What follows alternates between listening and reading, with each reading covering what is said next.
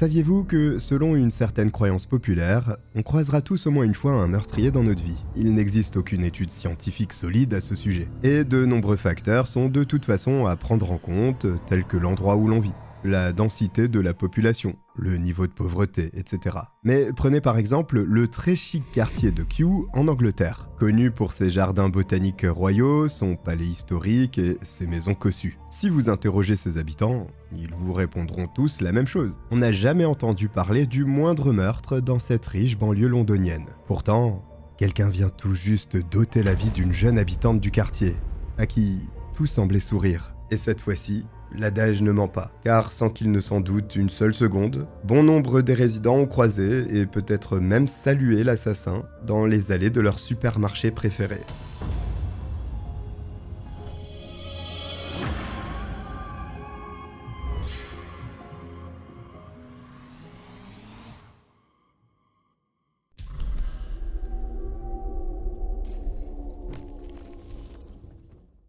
Bonjour à tous, je suis le Cogiteur, bienvenue pour une nouvelle affaire criminelle. Si vous n'y avez pas pensé, n'hésitez pas à vous abonner, c'est important et ça m'aide énormément, c'est juste là, je vous remercie d'avance. Et si vous ne le faites pas, vous croiserez un tueur dans votre vie. Alors vous avez tout à y gagner. Dynamique et cosmopolite, Londres est une ville vibrante qui séduit grâce à son patrimoine. Ses célèbres pubs animant les rues le soir venu, mais aussi son important centre économique. Et il faut au moins ça pour contrebalancer la qualité de la bouffe anglaise. J'y ai vécu, je sais de quoi je parle. Mais bon, chaque année, ce sont des centaines de milliers de personnes qui posent ainsi bagage sur le sol anglais. Cela confère à Londres une vraie palette de couleurs multiculturelles, ce qui peut aider à sauter le pas lorsque l'on vit dans un autre pays et que l'on hésite à s'expatrier loin de sa terre natale. Laureline Garcia Berto, elle, n'hésite pas longtemps avant de plonger dans le grand bain. Et ce pour une bonne raison. Elle est certaine que la capitale pourrait être un réel tremplin pour sa carrière professionnelle. Passionnée de cinéma, elle souhaite en effet se forger un nom dans le domaine de la production audiovisuelle. Même si elle adore sa ville d'Aix-en-Provence, elle a en effet conscience qu'elle doit changer d'horizon si elle veut se donner une chance de percer dans le milieu très restreint du cinéma. C'est pourquoi elle quitte le territoire français en 2009. Direction Londres. À 24 ans tout juste, Laureline a des rêves plein la tête, comme beaucoup de jeunes de son âge. Mais elle sait qu'elle peut se donner les moyens de les concrétiser. Elle est non seulement talentueuse, ambitieuse et déterminée, mais c'est aussi et surtout une véritable acharnée de travail. Laureline projette très vite de s'installer à Kew, située à la périphérie de Londres. Tout d'abord, l'endroit est extrêmement calme et sécuritaire. C'est déjà un point important pour la jeune Française, qui vient de débarquer dans ce nouveau pays et qui ne connaît encore personne. Et puis, le cadre verdoyant est plutôt appréciable. Mais c'est plutôt le côté professionnel qui convainc la jeune femme de chercher son premier appartement dans ce coin de la capitale. Car c'est aussi là que sont installés de nombreux artistes et personnalités de la télévision, tels que le célèbre cinéaste anglais David Attenborough, à qui l'on doit notamment un grand nombre de documentaires fascinants sur la nature, que l'on retrouve entre autres sur Netflix. Pour Laureline, c'est l'endroit rêvé. Et même si l'accession au logement n'est pas une mince affaire, pour les pauvres comme nous, elle parvient à y trouver son petit nid douillet. Un modeste appartement, en rez-de-chaussée à la façade de briques rouges, agrémenté d'un carré de jardin, clôturé à l'arrière. C'est officiel, elle est enfin lancée dans ce projet excitant qui est de faire carrière à Londres. 10 ans passent, au cours desquels Laureline décroche un diplôme dans une prestigieuse école d'art et de design. Puis son premier emploi, dans une entreprise de relations publiques nommée Golin PR. En parallèle, elle poursuit son rêve en continuant de travailler sur divers projets créatifs. Accomplissement ultime, elle finit même par monter sa propre société de production qu'elle nomme Black Balloons Studio. Et enfin, comble du bonheur, en 2017, elle participe à la production du court-métrage The Time of Their Lives avec l'actrice anglaise Joan Collins, rendue célèbre pour son rôle dans la série américaine Dynasty. Durant ces 10 années, la jeune femme a fait de belles rencontres et a noué des amitiés très étroites. Mais ce n'est rien en comparaison de ce qu'elle partage avec Samantha Collott, sa plus proche confidente. D'ailleurs, les deux femmes se considèrent davantage comme des sœurs que de simples amies, à tel point que les enfants de Samantha ont pris l'habitude d'utiliser un surnom pour parler de Laureline. Ils la nomment affectueusement Tata Lolo, et quand elles ne se voient pas, les deux femmes ne manquent jamais de s'appeler ou de s'envoyer des messages pour se raconter leur journée,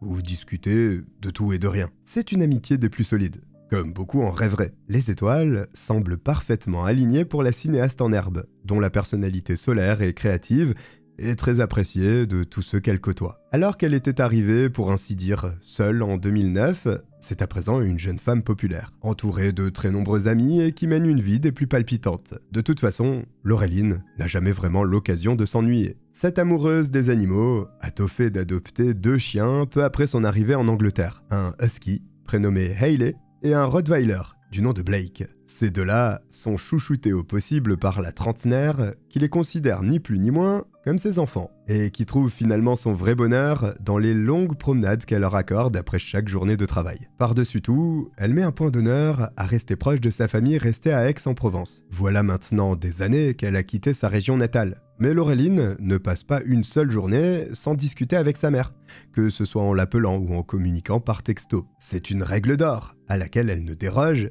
jamais. Sauf qu'un beau matin de mars 2019, brusquement, elle cesse tout contact.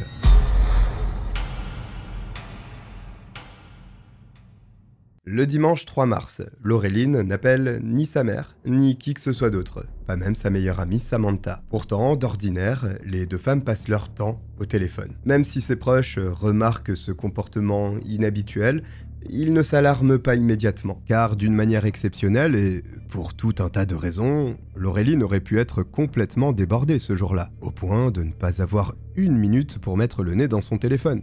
Cela peut arriver à tout le monde. Seulement, la journée du lendemain se déroule dans le même silence étrange et inquiétant, ce qui commence à questionner les amis et la famille de Laureline. D'ailleurs, c'est un lundi, et la trentenaire était attendue sur son lieu de travail comme d'ordinaire. Pourtant, elle ne se montre pas de la journée. Une situation qui se répète le lendemain. De ce côté-là non plus.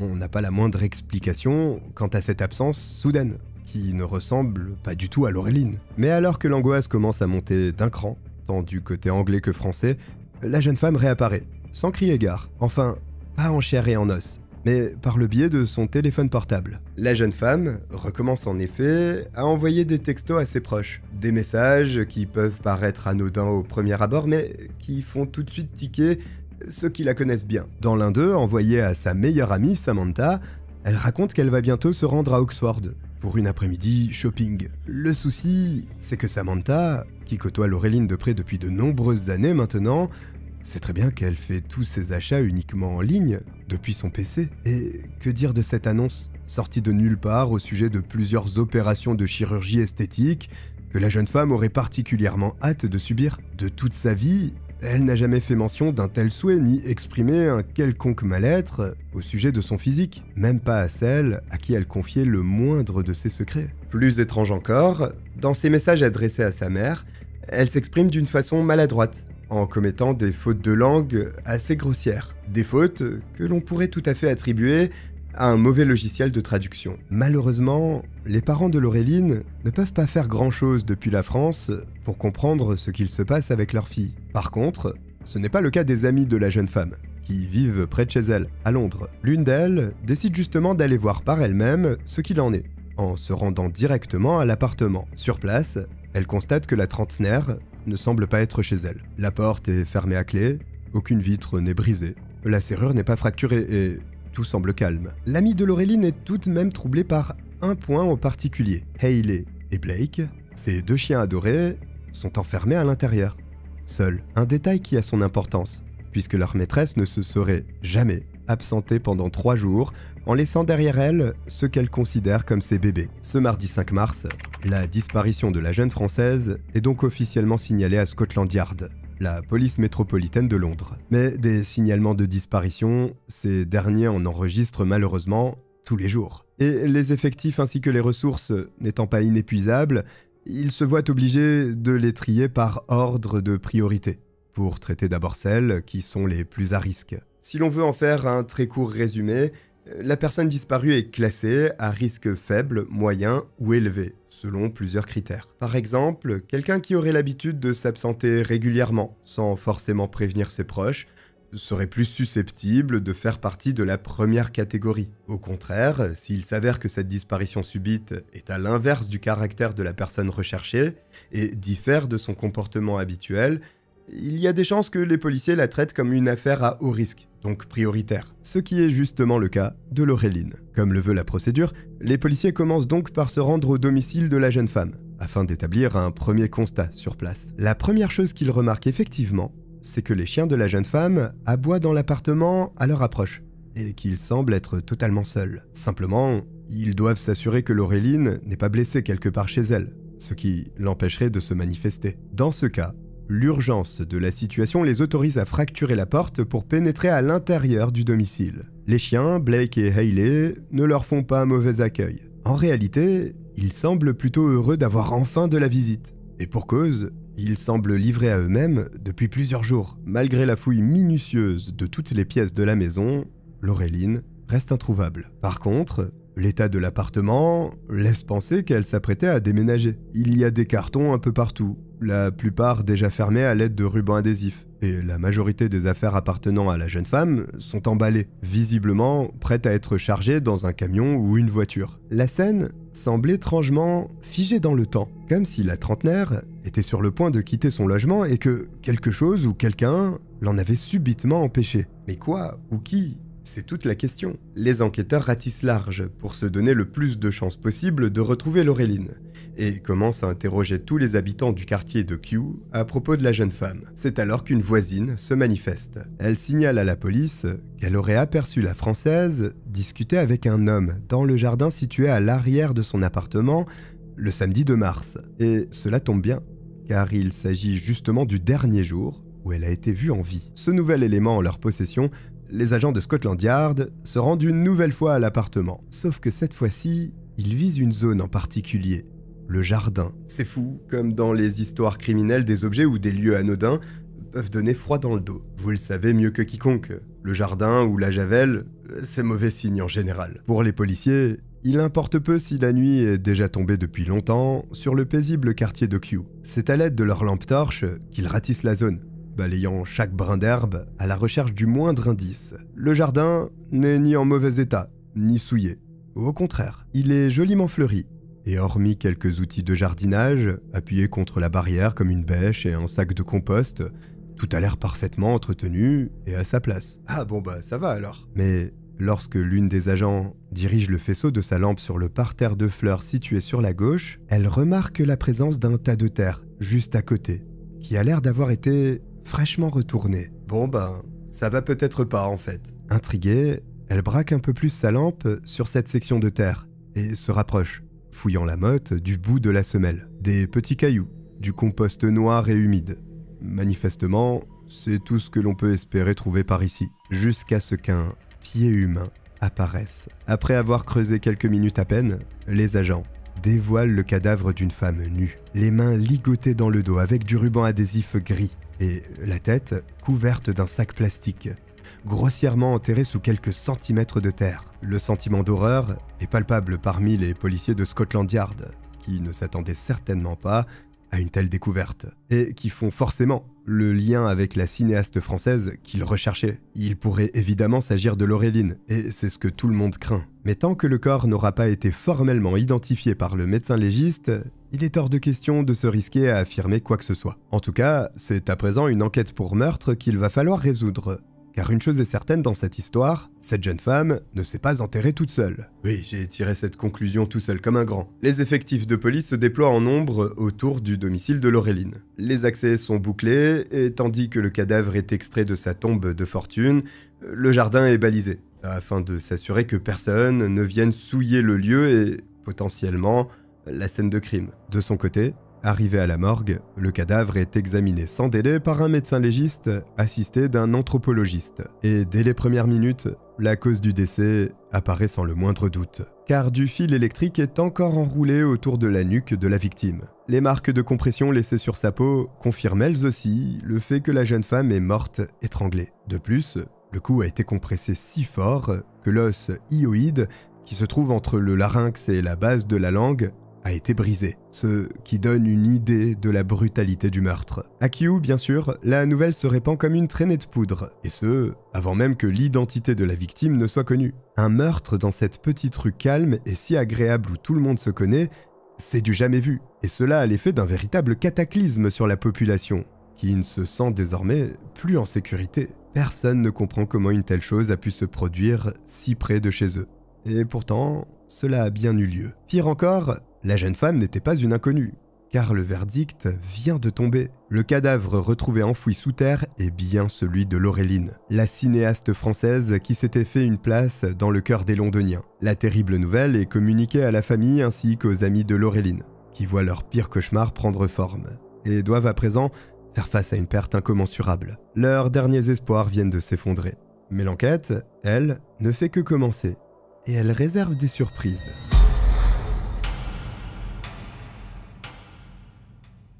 Les premières théories se concentrent d'abord sur l'idée d'un cambriolage qui aurait mal tourné. Seulement, cette piste ne colle pas avec la présence des 2 chiens de Laureline. Ils ne sont pas de petite taille, et ils auraient sans aucun doute réagi en cas d'effraction ou d'attaque. Or, les voisins disent ne rien avoir entendu de suspect entre le samedi soir, jour où la jeune femme a été aperçue en train de discuter avec quelqu'un dans son jardin, et le mercredi, date du signalement de sa disparition. De plus, hormis la présence des cartons, tout semble plutôt en ordre, et aucune vitre n'a été brisée, ni aucune porte forcée pour pénétrer à l'intérieur du logement. D'ailleurs, cette histoire de déménagement laisse les enquêteurs perplexes. Quand ils y repensent, ils ont la féroce impression que Laureline était vraiment sur le point de quitter les lieux, comme si le camion de déménagement devait passer dans la journée. Le coupable pourrait tout à fait être l'un des employés d'une société de déménagement, venu aider Laureline à empaqueter ses affaires. Il est possible que ce soit aussi l'homme aperçu par la voisine dans le jardin. Mais après enquête, il se trouve qu'aucune entreprise de la sorte n'a été embauchée par la trentenaire. Cette seconde piste, tout comme la première, ne mène nulle part. Et si la réponse se trouvait finalement juste sous les yeux des policiers, dans la vie privée de Laureline? Et si la raison pour laquelle les chiens n'ont pas réagi était justement parce qu'ils connaissaient son meurtrier? Et si elle avait ouvert d'elle-même la porte à son assassin, parce qu'elle avait confiance en lui? Cela expliquerait l'absence d'effraction, le calme des 2 molosses, ainsi que la présence de l'homme dans le jardin. Tous les efforts se concentrent donc sur cette nouvelle investigation. Pour ce faire, les policiers se tournent vers le téléphone portable de la jeune femme, qui, on le sait, révèle toujours une véritable mine d'or d'informations. Ils découvrent ainsi que dans l'un de ses derniers messages, Laureline avoue à l'une de ses amies à quel point elle a hâte de partir en rendez-vous avec un homme, un vétérinaire, dont elle aurait fait la connaissance sur une application de rencontre. Malheureusement, il n'y a que peu d'informations à ce sujet, trop peu à vrai dire, pour savoir si ce rendez-vous a eu lieu ou non, ou même qui est ce fameux vétérinaire. Il est certes possible de trouver ces détails en fouillant plus en profondeur le téléphone et le PC de Laureline, mais cela demande du temps. Alors en attendant, ce sont les derniers mouvements de la jeune femme qui sont passés au crible. Et pour savoir où elle s'est rendue, il suffit de suivre la piste de l'argent. Si l'on en croit son compte bancaire, elle a utilisé sa carte pour payer l'addition d'un restaurant, le vendredi 1er mars, la veille du jour où elle a été aperçue vivante pour la dernière fois. Les enquêteurs sont en veine, car le lieu est équipé de caméras de vidéosurveillance. Et la table à laquelle la jeune femme a dîné se trouvait précisément dans leur cadre. Sans surprise, ils découvrent qu'elle n'était pas seule lors de ce repas. Un jeune homme accompagne la Française. Sur les images, le comportement de Laureline et de son accompagnant permettent déjà de mettre le doigt sur un premier élément. Il ne s'agit visiblement pas d'une connaissance quelconque, d'un ami ou même d'un collègue de travail, mais plutôt d'une personne avec qui elle entretenait une relation de couple. En effet, le rendez-vous est plutôt romantique, et tous deux se tiennent longuement la main tout en discutant. Cette information est rapidement confirmée par les proches de Laureline. La jeune femme était bien en couple depuis plus de 8 ans, avec un certain Kirill Belorussov, un ressortissant estonien de 32 ans. Mais, détail important, la relation entre Kirill et Laureline était en dents de scie depuis 1 an. En fait, il semblerait même que le couple appartienne au passé, car ils avaient officiellement rompu, tout en continuant à se voir de temps en temps. Une histoire compliquée donc. Et si Kirill Belorussov se trouve à Londres au moment de la disparition de Laureline, c'est qu'il était venu pour l'aider à déménager. Voilà qui est intéressant, car les enquêteurs savent précisément que la jeune femme a été tuée avant d'avoir pu terminer ce déménagement. Ils tentent donc de suivre le couple depuis sa sortie du restaurant ce vendredi 1er mars, comptant sur les caméras de la ville pour tenter d'en savoir plus. On aperçoit Kirill et Laureline monter à bord d'un bus, puis s'asseoir côte à côte. La ligne dessert le quartier où vit la trentenaire, ce qui ne laisse planer aucun doute quant au fait qu'ils se rendent tous les deux chez elle. L'inconnu aperçu dans le jardin de la jeune femme pourrait donc tout à fait être Kirill, son ancienne relation. Cependant, même si les coïncidences commencent à être troublantes, rien ne dit qu'il soit l'assassin. Et il sera certainement heureux de pouvoir s'innocenter en fournissant les informations qui manquent aux enquêteurs londoniens. D'accord, mais où est-il? Après l'avoir cherché dans tous les coins de Londres, les policiers constatent qu'étrangement, Kirill s'est volatilisé. Enfin, pour être plus juste, il s'est envolé. L'homme a pris un billet d'avion pour l'Estonie le 6 mars. Précisément le jour où l'on a découvert le corps sans vie de Laureline, enterré dans son jardin. Certes, leur relation est instable, mais quel genre d'homme sauterait dans le premier avion alors même que celle qui a été sa petite amie pendant plus de 8 ans est portée disparue? Cette fuite à l'étranger ressemble à s'y méprendre à un aveu de culpabilité. C'est un red flag absolu pour être honnête. Mais à présent qu'il est à 2000 km du sol anglais, il va être extrêmement compliqué de faire revenir celui qui vient de passer au rang de suspect numéro 1. Compliqué, mais pas impossible. Sauf qu'une extradition ne s'obtient pas comme ça, juste sur la base de quelques soupçons. Pour y parvenir, les policiers de Scotland Yard vont devoir travailler d'arrache-pied et monter un dossier extrêmement solide contre lui. Une lutte judiciaire dans laquelle ils sont toutefois prêts à s'engager.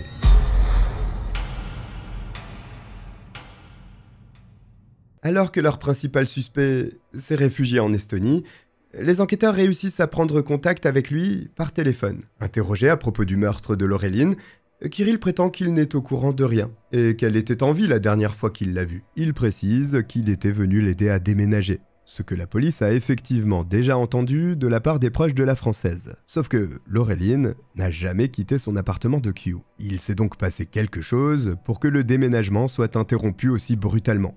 Et si Kirill était venu pour l'aider, il en sait forcément plus qu'il ne le prétend. Seulement l'Estonien reste évasif et refuse de répondre à cette question. Il prétend à plusieurs reprises qu'il va revenir dans quelques semaines au Royaume-Uni pour coopérer avec les autorités. Mais en réalité, il les mène en bateau et trouve toujours une excuse pour reporter son voyage. Malheureusement, les forces de l'ordre n'ont aucun moyen de pression tant qu'il reste dans son pays d'origine. Ils vont donc s'atteler à prouver la culpabilité de Kirill, qu'ils pensent définitivement mêlé de près ou de loin à ce meurtre d'une lâcheté sans nom. En interrogeant Samantha, la meilleure amie de Laureline, on découvre que Kirill prétendait travailler comme cascadeur pour le cinéma et qu'il aurait côtoyé de très célèbres acteurs tels que Brad Pitt. Ah, Brad Pitt, il est fourré dans tous les coups, lui. Mais lorsque l'on décortique de plus près sa vie privée, la réalité est nettement moins glorieuse. Kirill n'apparaît pas une seule fois dans l'IMDb britannique, une base de données qui répertorie toutes les informations et les identités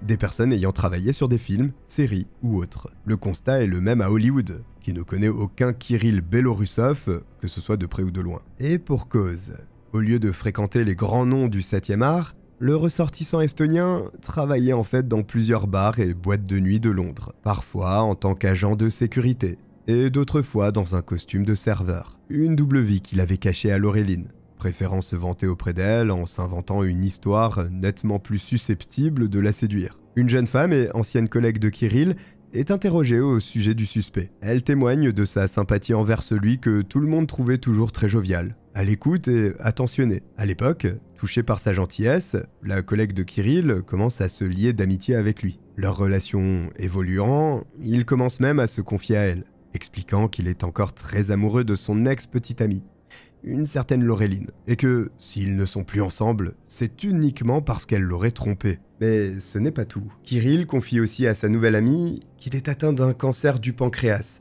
extrêmement agressif. C'est d'ailleurs la raison pour laquelle il n'a plus de cheveux. Mais en plus de cet effet secondaire déjà difficile à supporter, la maladie l'aurait rendu stérile. Pourtant, Laureline a fini par tomber enceinte, ce qui l'a convaincu qu'elle avait eu une liaison avec un autre homme. Ce serait donc, selon ce qu'il affirme à sa collègue, la raison de la rupture. Puis du jour au lendemain, au début du mois de mars, Kirill la prévient qu'il doit rentrer en urgence en Estonie. La cause de ce départ précipité serait l'évolution de son cancer, qui aurait fini par prendre le dessus et le condamnerait à présent à une mort certaine. Le jeune Estonien confie à son ami qu'il est en phase terminale et qu'il souhaite rentrer chez lui pour s'éteindre auprès des siens. Une annonce dramatique et horrible qui bouleverse tous ceux qu'il côtoie jour après jour sur son lieu de travail. et dont on ose à peine imaginer la tristesse. Cependant, les collègues du jeune homme n'étaient pas les seuls à être au courant de ce cancer. Cette fois-ci, Kirill en avait fait part à tous ceux qu'il connaissait, y compris Laureline, qui était alors en couple avec lui et qui, on s'en doute, avait dû être effondré par la nouvelle. Et l'homme ne lui avait épargné aucun détail. Il lui racontait un jour qu'il se vidait de son sang de tous les côtés, puis un autre qu'il avait passé la nuit à vomir ses tripes, ou encore que les médecins l'avaient ouvert puis recousu plusieurs fois pour l'opérer au moment où le cancer se propageait dans tout son corps. Mais par chance, ou par le plus grand des hasards, Kirill se portait toujours très bien lorsqu'il se trouvait en compagnie d'autres personnes. Il n'y a que lorsqu'il était seul que tout son corps se mettait à dysfonctionner. S'il fallait trouver un signe visible de sa maladie, à la limite, ce serait son crâne rasé, un geste qui prend 5 minutes à faire tous les matins. Mais revenons au présent, car aux dernières nouvelles, Kirill est encore parfaitement en vie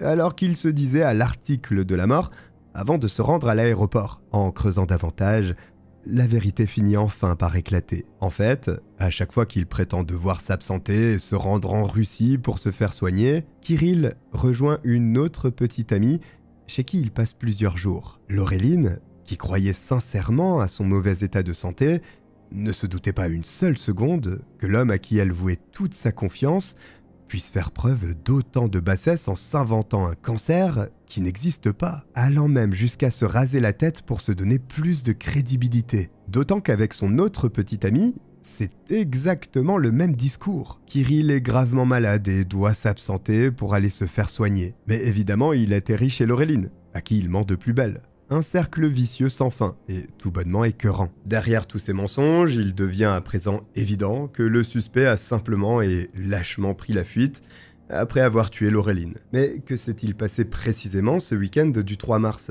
date à laquelle les enquêteurs estiment la mort de la jeune femme? En analysant ses mouvements bancaires, les policiers découvrent qu'elle a fait des achats dans l'enseigne Sainsbury's, tout près de chez elle. Le samedi 2 mars, vers 10h du matin. Ils se rendent sur place aussi vite que possible pour récupérer les images de vidéosurveillance, où on aperçoit effectivement la victime entrant dans le magasin en compagnie de Kirill. La veille, mais aussi le jour de sa disparition, Kirill était donc avec Laureline. Sauf que lorsqu'il apparaît de nouveau sur les images de caméra de vidéosurveillance de Sainsbury's, le lendemain matin, dimanche 3 mars, c'est seul qu'on le voit arpenter les allées. Et alors que personne ne s'attend à un tel visionnage, les achats qu'il s'apprête à faire sous l'œil des caméras vont définitivement sceller le sort du suspect numéro 1. Kirill achète un sac de compost, une hache, mais aussi et surtout un lot de sacs poubelles, exactement du même modèle que celui qui a été utilisé pour recouvrir la tête de Laureline. Pour les enquêteurs, à cet instant,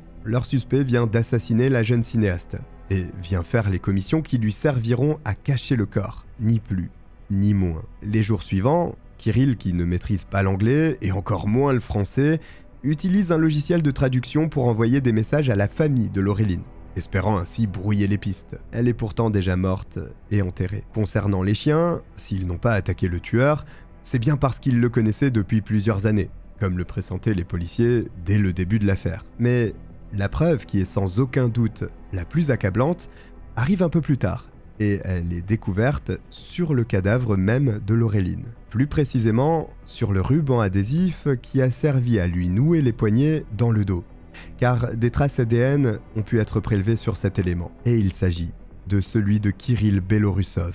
Ces preuves sont largement suffisantes pour demander l'obtention d'un mandat d'arrêt européen à l'encontre du meurtrier de Laureline, qui est donc forcé de rejoindre le territoire le 20 mars 2019 et est aussitôt présenté à un juge. Le dossier est solide, mais reste la question du mobile. On peut supposer que Kirill a tué son ex-petite amie parce qu'elle avait découvert tous ses mensonges et mis au jour sa double vie. Or, ce n'est pas le cas. Malheureusement, la jeune femme a cru jusqu'à son dernier souffle à toutes ces histoires. Non, en fait, ce serait plutôt l'argent qui se trouverait au cœur de ce crime. Au cours de leur relation, Kirill Belorussov avait en effet fini par contracter une grosse dette à l'égard de la jeune femme qui l'aidait régulièrement sur le plan financier, un montant dont le total affleurait les 17 000 livres sterling, soit environ 20 000 euros, ce qui représente tout de même une somme non négligeable et surtout dont Laureline avait besoin pour vivre. En 2018, elle lui avait même envoyé un SMS dans lequel elle tentait une nouvelle fois de récupérer son argent, expliquant à Kirill qu'elle était très endettée et qu'elle n'arrivait même plus à honorer ses loyers. Selon les témoignages des proches de Laureline, Kirill parlait toujours de juteux contrats dans l'industrie du cinéma, lui promettant qu'il toucherait bientôt un très gros cachet et qu'il pourrait lui rembourser ce qu'il lui devait. Sauf que l'homme savait pertinemment qu'il n'aurait jamais les moyens de lui rendre cette somme. Cette situation inextricable aurait fini par pousser Laureline à bout,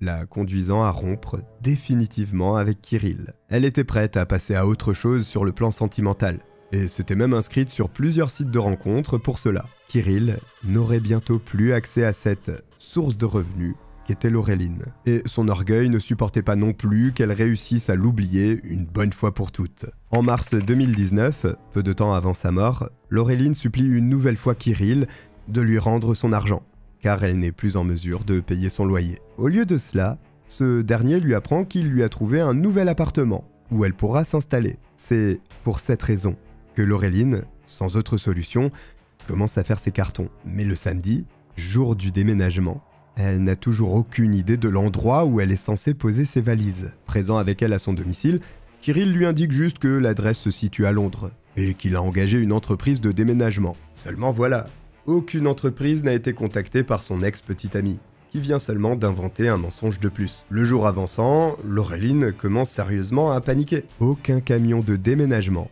ne se présente au bout de la rue. Kirill refuse toujours de lui indiquer à quelle adresse elle va habiter.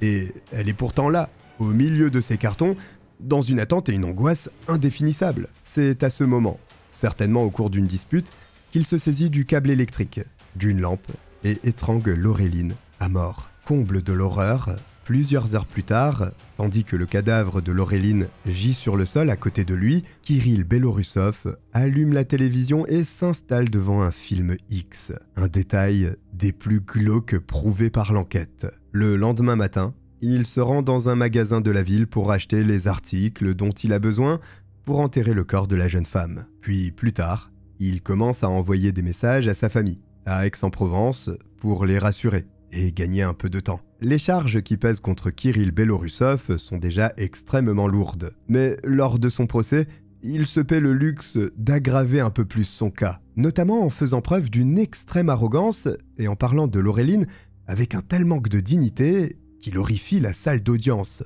Bien qu'il nie les faits, il est reconnu coupable de meurtre avec préméditation par la cour de l'Old Bailey à Londres. Il devra passer les 24 prochaines années derrière les barreaux avant de pouvoir demander une libération conditionnelle hypothétique. Une peine en demi-teinte pour la famille et les amis de Laureline, qui espéraient une condamnation bien plus lourde à l'égard de l'homme qui aura détruit de nombreuses vies, en emportant celle de la jeune femme qui pensait décrocher la lune au Royaume-Uni. Voici pour cette affaire criminelle qui a tout de même démontré l'acharnement de la police anglaise.